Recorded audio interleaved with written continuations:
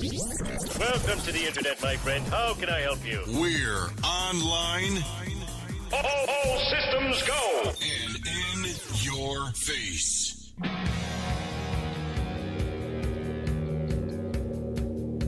You are listening to the golden microphones of the IMC Radio. Yes, News, opinions, and your calls. Oh, yeah. Sooner or later, we'll get people's calls. You gotta see that big picture.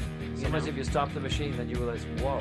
You have to Talk have about some big foresight picture. and think about what kind of effect that can have on air travel. Changing How picture. important is aviation to you? Well, how important is aviation to you all? Well, good morning and wonderful December 1st, everybody. Welcome to the IMC VMC Club Plane Talk. And I'm your host, Howie Marlin, a.k.a. Max Gross, here with our fearless leader, Radik Vizikowski. Hello, Radik. Hello, Howie. I don't know about fearless and I don't know about leader, but here I am. And he just came back. He just flew back from Poland, and man, are his arms tired. How you doing, my man? Not too bad, and I'm looking at my watch, and it's already for me, 6 hours, so it's about 20 minutes after 4, so I'm getting ready to call the day and have a beer and just relax. Well, I wish you lots of peace in your getting back to our time zone, or wherever the heck your time zone is. I bet you don't even know what time zone you're going to. I don't. I'm so much in between, and to be honest with you, those short trips, sometimes they drive me crazy, especially that next week I have to go to Arizona. And again, that's going to be another, 2 hours, I think. Oh, you poor baby. In the wrong direction, and then coming back here, so I didn't finish, changing, time zones from Europe, and I already have to switch it in the other direction. But I'm sure I will survive. No, you will. And we build up our coping skills. I was in the motorcycle and auto racing helmet industry for many years and did a tremendous amount of traveling. There was about a 6-year period where I traveled 3 weeks out of every month, and there would be multiple events, back to back. And it got to the point where I'd wake up. I had no idea where I was, no idea what hotel I was, no idea what day it was. I just stayed at Holiday Inns because I get some consistency. And I got the habit of writing down on the notepad that they give you next to the bed what town I'm in, the reason for my visit, right, and the date. I did this every time. It became a standard. And sure enough, because my phone would ring at awkward times, and I'd be totally thrown out of discombobbled, but I combobbled and made it work, and really got my full of NASCAR and NHRA and Superbike and Grand Prix motorcycle racing. It was just crazy fun, especially going over to Europe for things. But that was another lifetime. Now I'm just a lonely guy from out of town looking for some action. Oh, no, never mind. Hey, good morning, everybody. Welcome to Plane Talk. How we digress. Plane Talk is brought to you by, Free Flight Systems, and they are really a tremendous product for the ADSB solutions. I mean, for under $3,000, the Ranger Lite, everything you need for compliance under $3,000. So go to freeflightsystems.com for more information. But again, I digress. So, my friend, you were in Poland, and Yes. you were talking about you went by an airport and experienced or talked to somebody about flight training. Yes, so the first, okay, let me set up the mood here. So, it's early morning, around 7 o'clock. Wait, we need some mood lighting. Should I get some music going here? If you would have some music in the background, that would be nice. But no, that's okay. So, I'm driving by the airport and very low clouds. I'm thinking perfect, IMC conditions. Not too cold. Maybe when you go way too high, could be some icing. And I looked to the left because that's where the airport is. And here is what I'm seeing. Seven Cessnas 172 in various stages of doing run-ups or pre-flights, getting ready to train. And I'm thinking, why is it that everywhere I drive around here in the US, all kinds of airports, I don't see that. At the most you can see one or two, even fairly large flight schools. I haven't seen so many airplanes going to fly in instrument conditions like this. I mean, I haven't seen so many airplanes going to fly in regular VMC conditions. So that got me really thinking. And here, and then later on, I was on a train, and as I was telling you before the show, one of those, it's called Pendolino, which goes very fast, very high class, high speed. They give you free food and, everything there. Ooh. That, to make your ride comfortable. And 2 rows down from me, there is a guy sitting there, and I'm noticing a Jeppesen flight bag. So, what would you do in a situation like this, Howie? Go make friends. Absolutely. We are not going to ignore a situation like this. So, we're pilots and we do connect. So I went to the guy and I say, so are you learning to fly? Are you flying already? Or you just happen to have a Jeppesen bag with you, which is also possible. So, he says, yeah, I'm actually learning to fly. And we started talking, and he said something that really got me scared. He made a statement like this. He said, I am learning to fly at the Rzeszów Polytechnic Institute. So I had to go to college because it was too expensive to learn to fly on my own. And I'm thinking, wait a second. Yeah. You go to a college, you're going to get your pilot's license, and it's less expensive than doing it on your own? I've never heard a statement like this anywhere here in the U.S. in my life. I mean, right away, going to college, what do you think? $70,000 college? $70,000 a year, yeah. Now.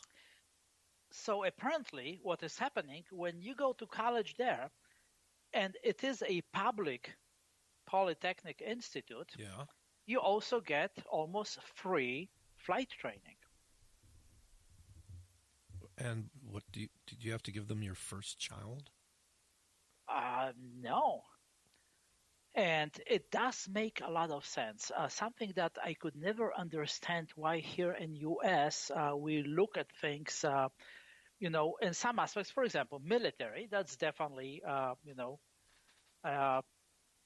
security issue and a strategic security, right? And energy. It's also, the sector industry that is strategically, security related. I think aviation is too, and that should be subsidized by government, by our tax dollars. Wouldn't that be wonderful? Oh, now you have to talk. Now you're talking about skin in the game, leverage, motivating people to action, motivating politics. How do we make things like that happen? I mean, first of all, okay, we have a little bit of an interesting situation. Radik, I know you just returned, but apparently, American Airlines? Somebody made a big faux pas with holiday scheduling, and they sort of put out to every pilot to take Christmas off, and they did. Okay. Literally, and everybody applied for it, and they all got it, I guess. And I'll figure out who that was, but in a minute. But yeah. So anyway, they had to scramble to find pilots, and they're making them deals. And of course, they'll get pilots for all of the flights. But here in the United States, we're realizing a pilot shortage. The military population is a lot less than it was in the past. And so maybe this event will help and draw attention to it. What would you suggest? Radik, you've been with the EA for a while. You've been in the industry for a while. If you were Grand Poobah, what would you do? I mean, the first thing, there are a number of things that I would suggest. I mean, first, we need to overhaul here the position of flight instructor in U.S. That's the first thing. So it has some stature. So it has some, weight to it. Oh, no So kidding. it's not something that, it's used just to build your time. That's the first thing. And the second thing, I would create National Flight Academy. Something, and of course you do have to have a choice. I mean, you should have a right to open your own flight school, and if somebody wants to, they have funds for it, by all means, they should be allowed to do so. But it is a strategic security issue, because if we don't have enough pilots, and we are heading in that direction, and everybody is talking about this, and everybody is thinking, okay, it's not really going to happen until 5, 6, 10 years down the road. And somebody actually said that here in the US, we are very good in solving past problems. So, when something comes up, then suddenly we scramble and we try to fix it when it's already affecting us. Let's think 5, 10 years in the future, and let's do something about it. And I do realize it's not going to happen. Nobody is going to subsidize flight training. I think, public colleges should be free. I think that, there should be aviation colleges included in those. And your flight training, they should have flight instructors on staff. They should have their own fleet of training airplanes. And you should be allowed to, get into that school and become a pilot. And only then we can ensure that our next American airline flight is going to be flown by U.S. pilot. Yeah, well, okay. I'm just sitting here shrugging my shoulders going, that would be nice. We just sort of confirmed in our own little scenario here that it's not going to happen. Let me ask you this. Do you need to be a citizen of Poland to jump into that flight school over there? Good question.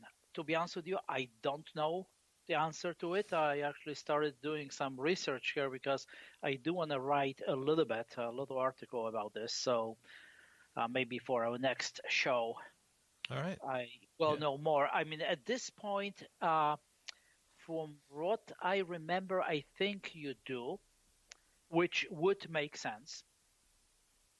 Because, that is the type of subsidy that, you want to train somebody and you want them to stay there. So it wouldn't make sense to have, to train somebody from outside and then send them back home, and we're not benefiting from it. Right. Yeah. Well, here in the U.S., what do we have? There's JetBlue Academy. Maybe somebody can chime in and fill me in more about that. But I believe that there's an education program that they spearheaded. Do you know anything about that? There are a few of the flight schools supported by airlines. I don't know details, right now to give you more intelligent answer on that, but it's still a different concept. It's still all in the private sector, and you cannot have everything in a private sector. I always give that example. I always go to a fire department, and I always say, okay, imagine that fire department is a private corporation, and they charge for going to fires. So basically, they get paid by number of fires, right? I didn't know that. So a conclusion is obvious, their objective should be opposite to what they would be, because, right. Fires department objective should be no fires at all. Right. We're not going on any calls. But you got people out there starting fires, right? Yeah, so here it's just the opposite, and it doesn't work with each other. So, aviation, I strongly believe it is the same area of national security because what we have now, we have a shortage of pilots in our Air Force. Oh, I mean, yeah, we do. serious I know. shortage of pilots. So now what's going to happen? There's going to be fewer and fewer pilots, and we have Air Force potentially, getting grounded, and we have no pilots trained in the U.S. for U.S. airlines, and then slowly somebody else takes over control.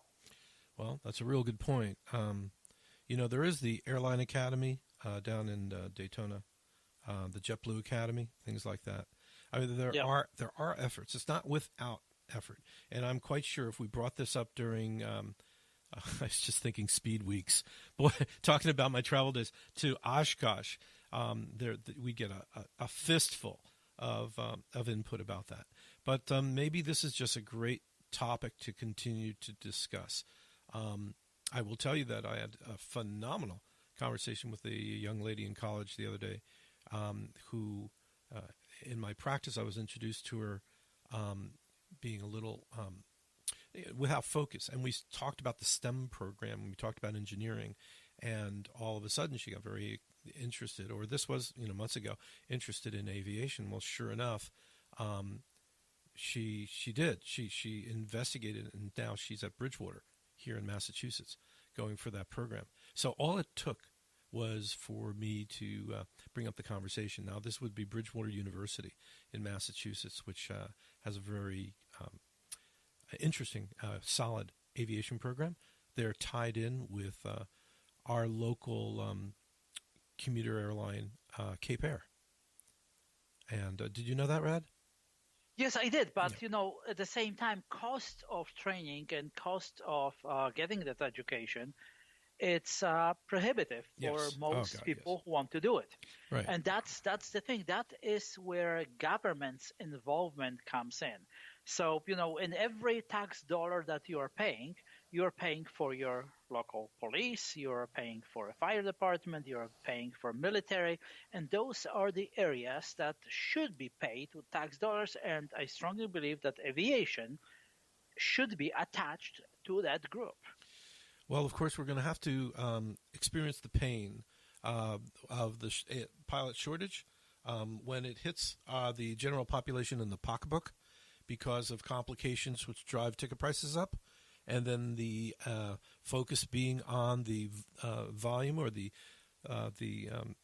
left seat population, then we might see action. But, we are decades from that being realized. In the meantime, segue, talking about government impacts on general aviation. Santa Monica. Yes. Santa Monica. God, I don't even know what would be the good. God. What would be a good? What are they shaving 500? Shaving 500 feet off? No, more than that. It was a little bit over 5,000. They go down to 3,500, and there is no logic there. So think of it this way. What is the objective? So if they wanted to, as they say, prevent larger jets come in and making noise and pollution and all that, you can issue a NOTAM that would prevent all those jets coming in to that airport. It probably would cost, $10 to do it. Because it's all electronic. It's, about half an hour for somebody to write it up. Boom, goes out, and you are accomplishing your objective. On the other hand, what we are doing, we're spending millions of dollars to cut that runway, which is, as we all know, it doesn't matter how large is the airplane. Runway is important. 172 can lose engine on takeoff. Actually, even, there's bigger chance of that than, citation, losing engine. And if there is that 5,500 feet of runway available, you can still probably go down on the same runway. If you have 3,500, you're going on one of the houses in the neighborhood. So where is the logic there? There isn't any. I'm not an advocate for it in any way, shape, or form, but and nowhere in what I'm reading does it say anything about them replacing that real estate with buildings or a fence or something. So I'm praying to God that logic prevails, and if they do put big-ass X's or stripes or whatever, that you cannot be on this part of the tarmac to shorten the lane. Actually, they are not saying it out loud, but my prediction is that they do want to sell that land over to some developer at some point. So they are basically reclaiming it that way. And also they will be closing entire airport for, I think it was going to be 10 days, starting in a few days now. Yep. And, all those flight schools, everybody who is burning fuel out of that airport. And there's like that's 3 huge flights. Yeah, I've been there. It's a huge impact on local economy. I mean, how about all those people without work? How about all those flight instructors who are getting paid per hour flown? And this is where it pisses me off because, listen, I'm going to tell you straight out, for all you goddamn jet jockeys out there, what am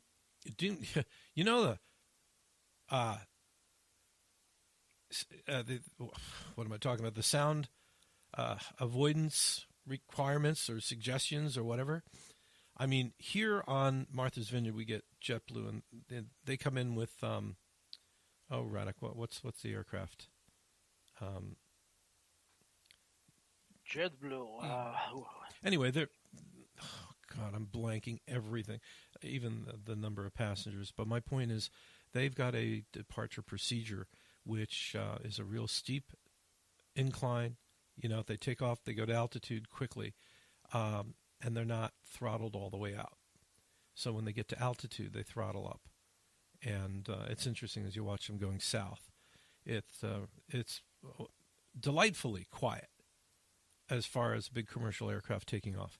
Meanwhile, we get Joker Joe, who's in his Hawker, and he wants to show off and fly out over Oak Bluffs at 1,500 feet.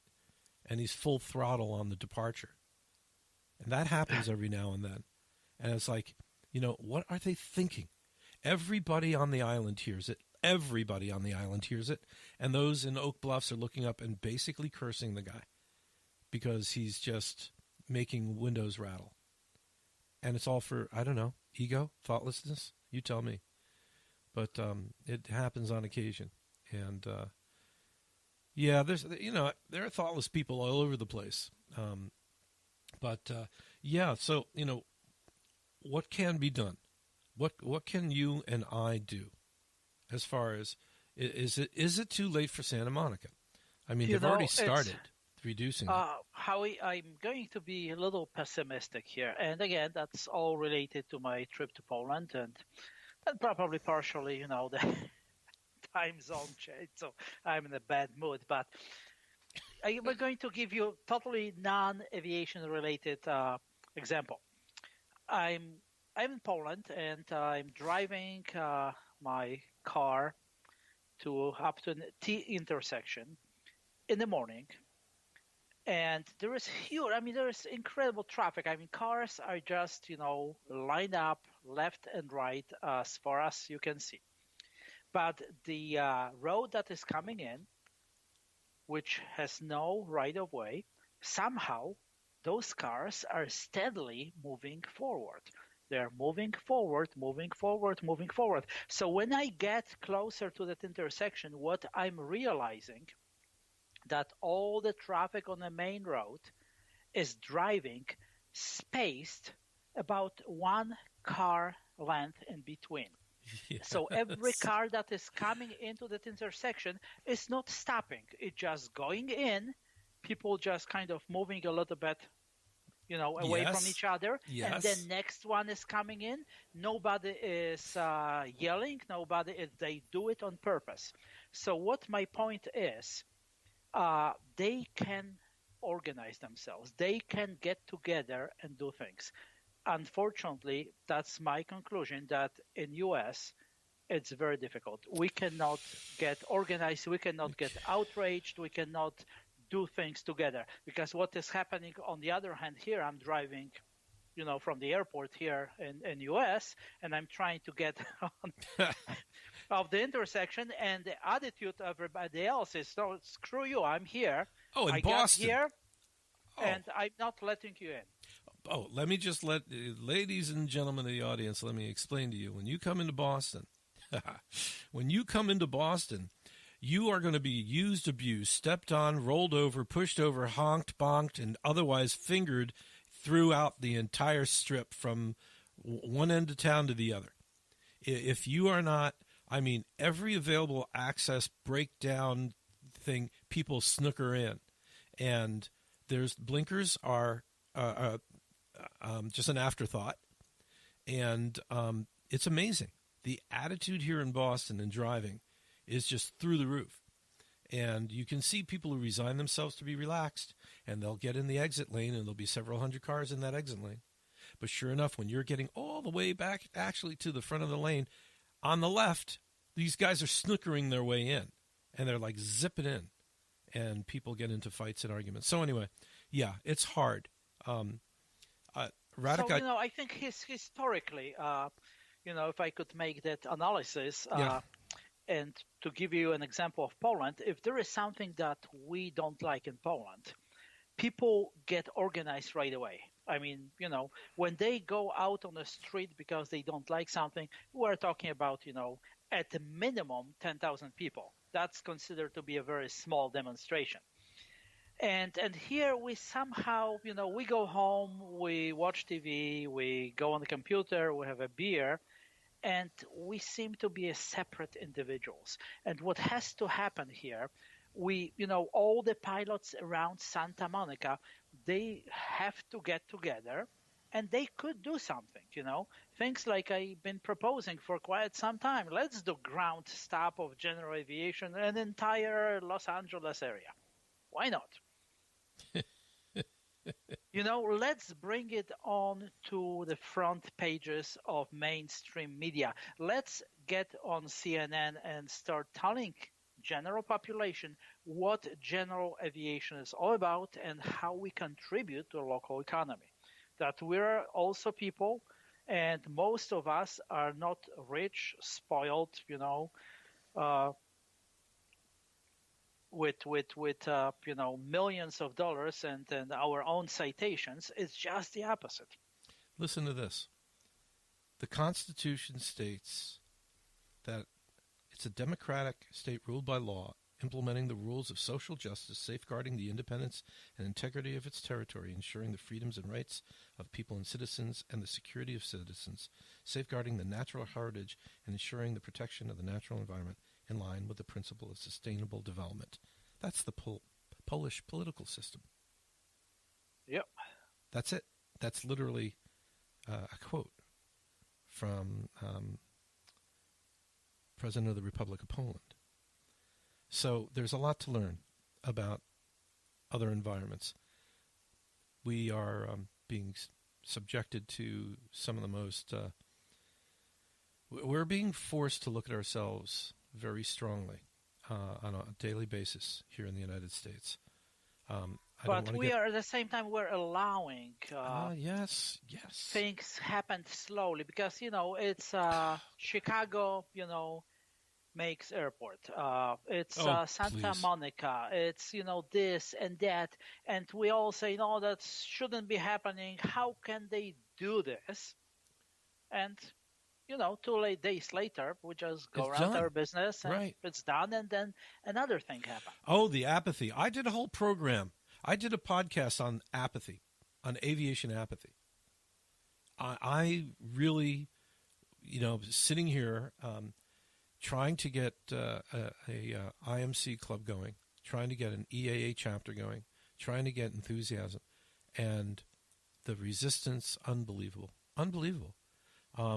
Apathy in the United States, it's really very interesting. I'm glad you brought it up.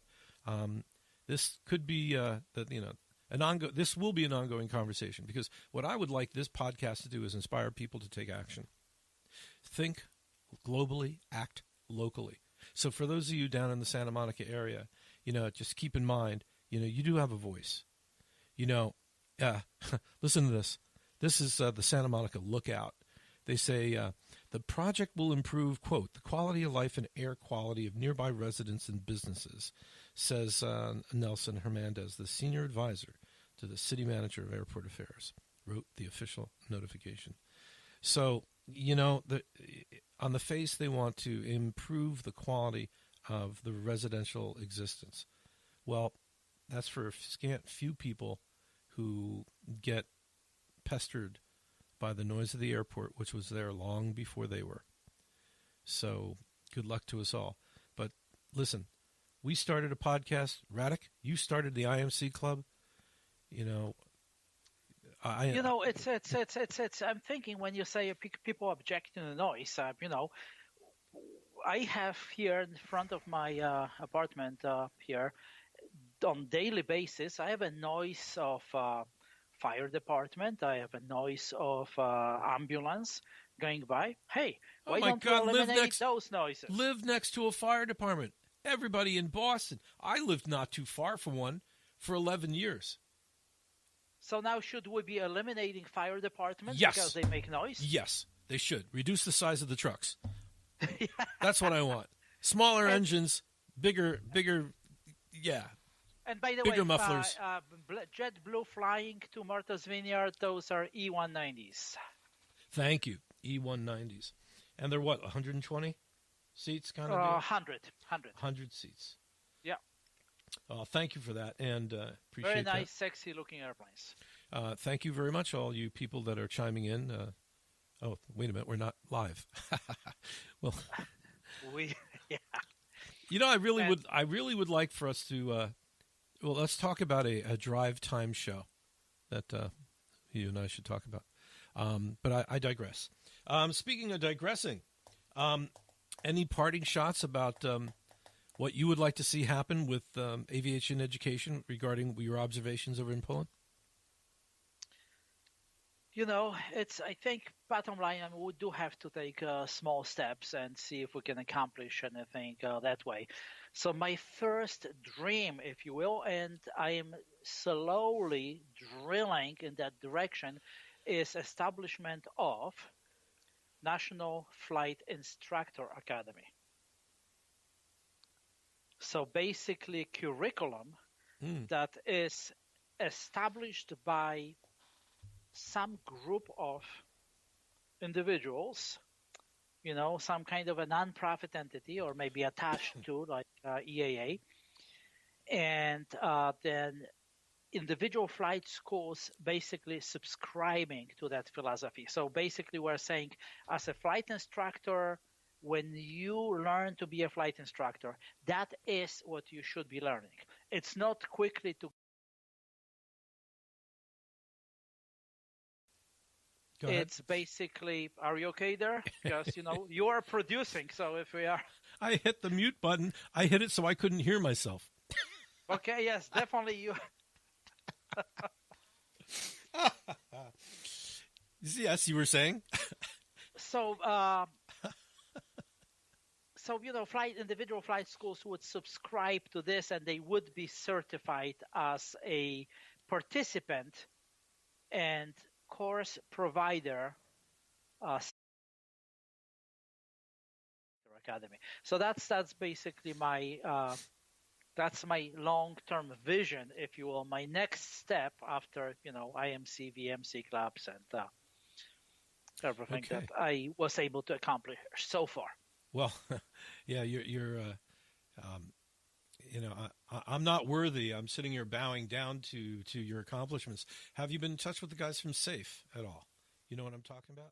SAFE? Yeah, I've come on. You're up. Howie. You're a member. Yes, of course. I'm member number 8 of SAFE. So I was, and I'm still member of both SAFE and NAFI. I just want to throw a bone out there. To both, and every time we have that conversation, everybody thinks it's a good idea, and that's pretty much where it ends. Well, Here again, unfortunately, I get the feeling we're going to have to, things are going to have to get pretty bad until people actually squeak to make noise. Another problem, which if honestly I can say, and that is not related to any organization in particular. So SAFE, NAFI, AOPA doesn't matter. But the other problem here is that everybody wants to be a chief. Yeah. So, for me, it doesn't matter. For me, I don't get, I don't take credit for, 80% of what I do, and I don't care, because it gives me pleasure to see that some idea that I gave to somebody, it's actually growing and it's doing something good. That's the way I operate. And on the other hand, a lot of other, people involved in aviation, they all want to be the ones, leading it.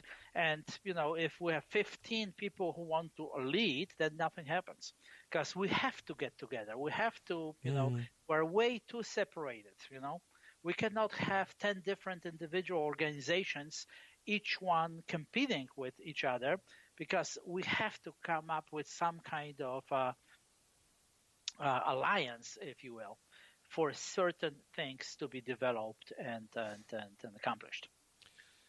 Well, it's going to take a lot of energy, and I truly appreciate people like you, people from AvWeb, and the other aviation and then by the way, let's make it straight. It's not me, because I may come up with some idea, but it's most of the time, if not all the time, it's all the people getting involved. So of course, of course. When I get people saying, "Oh, we love what you've done with IMC Club," I haven't done anything with IMC Club. I came up with an idea.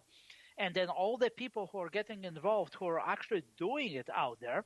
And by the way, we have been experiencing a very high, I don't know what would be the right word, explosion, if you will, of new IMC and VMC clubs signing up. Literally, in last 3 weeks, I think we signed up way over 20 of new locations. Holy, what? In 1 week? Yeah, exactly. In about 2.5 weeks, something of that sort. Okay, I don't want to lie, but it's on a daily basis I get new applications that I have to process.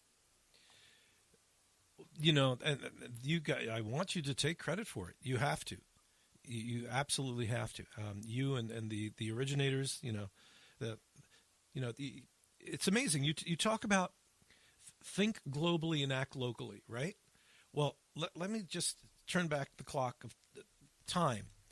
The very beginning of what was to become the IMC Club was you and a bunch of guys down in Norwood talking about scenarios, right? Yeah. And the idea was people got very excited because they got a visceral reaction. They could identify with the stress, the concern over what, the way it was presented, and it caught on. I mean, but you did something about it. Listen, they say ideas are like assholes. Everybody has one. But okay. Getting something from creation to completion. I mean, I was able to do that with my company. I mean, look at what you've done with IMC Club. So I turn to everybody who's listening and say, go for it. Go for it. There will be struggles, there will be obstacles, and that's the delight of it. It's in the doing. It's the journey. So, my God, I encourage people to do it. But there is also, before I forget, there is also another say that we have in Polish, and I'm going to translate. That, anytime you turn, your asshole is still behind you. So, hey, I'll use that one. I like that. Yeah, that's eloquent and perfect timing on that. But so, turn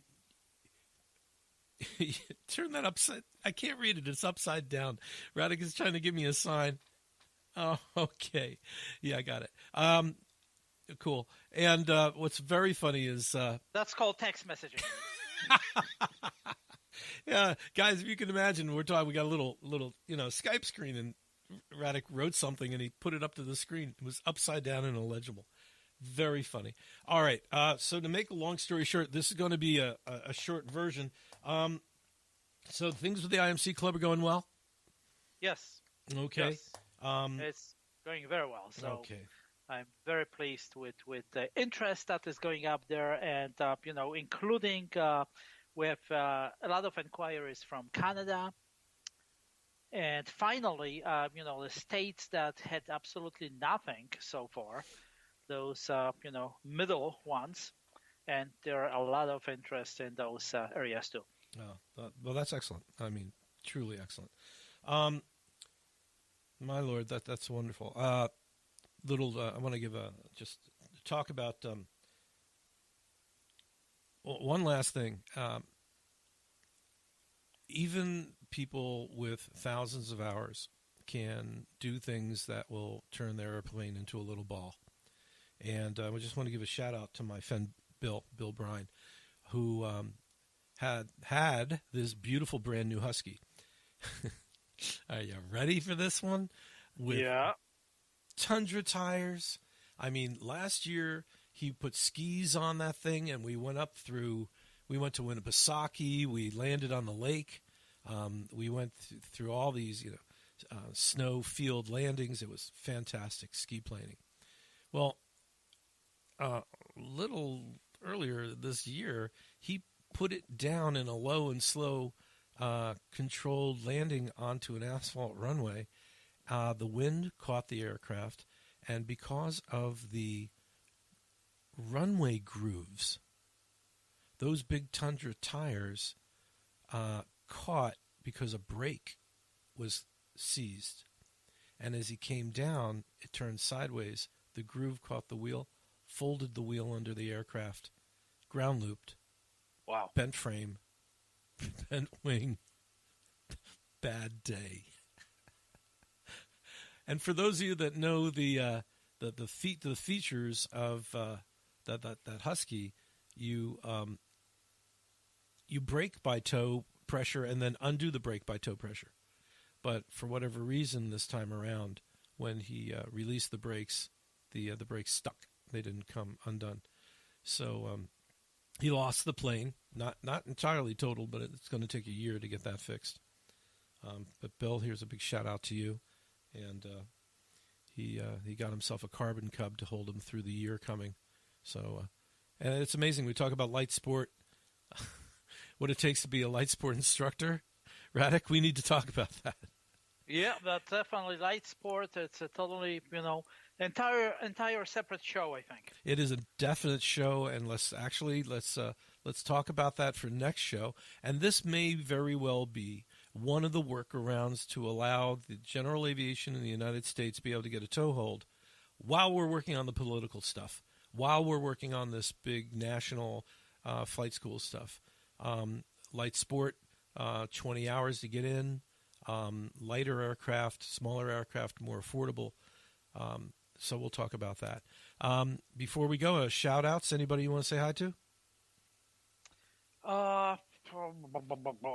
Everybody, pretty much everybody. It's a long list of people I know, and I appreciate everybody being involved and volunteering and doing great job. Whether it's EAA or our EAA chapters or our non-associated IMC and VMC club groups, absolutely everybody. Well, I'm thrilled. Thank you for sending that out to them. Also, another shout out to my trauma nurse friend Joe Harper. I hope things are going well with him and his very pregnant girlfriend who, let's just say that we certainly expect things to get quite active over there in the days, weeks to come. Anyway, I wish everybody well, and on behalf of Free Flight Systems, then the Ranger solution to compliance for 2020 for under $3,000. So check out the Ranger Light System. That would be freeflightsystems.com. Well, on behalf of Radik Fiskowski and everybody else over here at the IMC Club, I'm Howie Marlin, a.k.a. Max Gross, wishing you well, and hope that you, keep the sun in your face and the wind on your butt. All right, till next time, this be Howie out.